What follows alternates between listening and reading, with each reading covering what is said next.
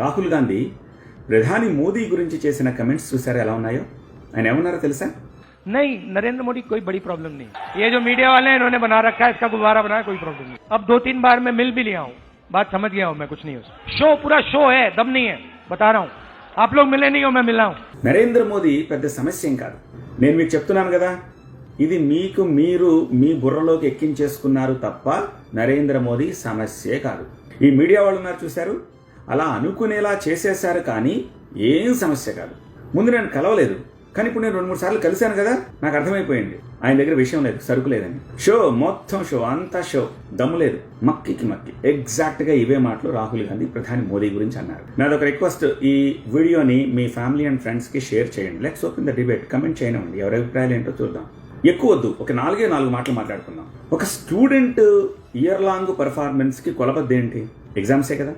End of the day exams అయిన తర్వాత pass అయ్యావా, ఫెయిల్ అయ్యావా, ఏ క్లాస్లో పాస్ అయ్యావు, ఎన్ని మార్కులు వచ్చాయి, ఇదే కదా.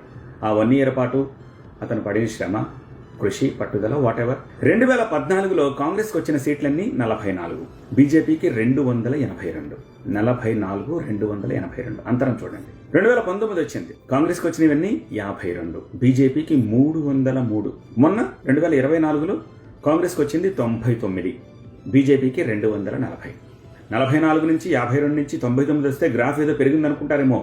మొన్న జరిగిన ఎన్నికల్లో కాంగ్రెస్ పార్టీ ఒక లైన్ తీసుకుంది. అదేంటంటే బీజేపీ మళ్లీ అధికారంలోకి వస్తే రాజ్యాంగాన్ని మార్చేస్తారన్న ఒక ప్రచారం చేసింది.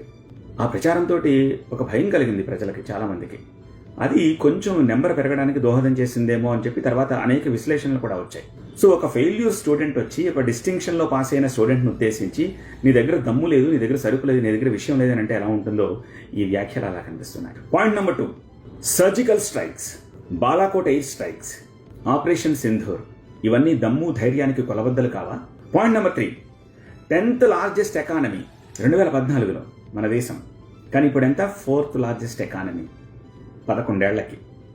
ఇంకొక సంవత్సరంన్నర అయితే 3rd లార్జెస్ట్ ఎకానమీకి వెళ్ళిపోతాం, మన డేటా చెప్తాం. ఇన్ని దేశాలు తిరుగుతున్నారే ప్రైమ్ మినిస్టర్, తిరుగుతున్నప్పుడు ఆయా దేశాలన్నీ కూడా అత్యున్నత పౌర పురస్కారాలు మన ప్రధానికే ఇస్తున్నారే. టాలెంట్, మెరిట్, దమ్ము ధైర్యం కాదా? ఊరికే ఇస్తారా?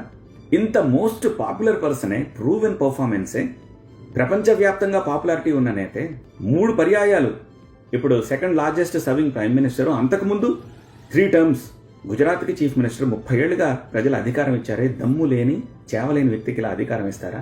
సో దమ్ము లేదు అని చెప్పి రాహుల్ గాంధీ ఇలా కమెంట్ చేయడం సరైందేనా? మీ కమెంట్ రాయండి, లైక్ చేయండి, మరీ ముఖ్యంగా షేర్ చేయండి. Thank you.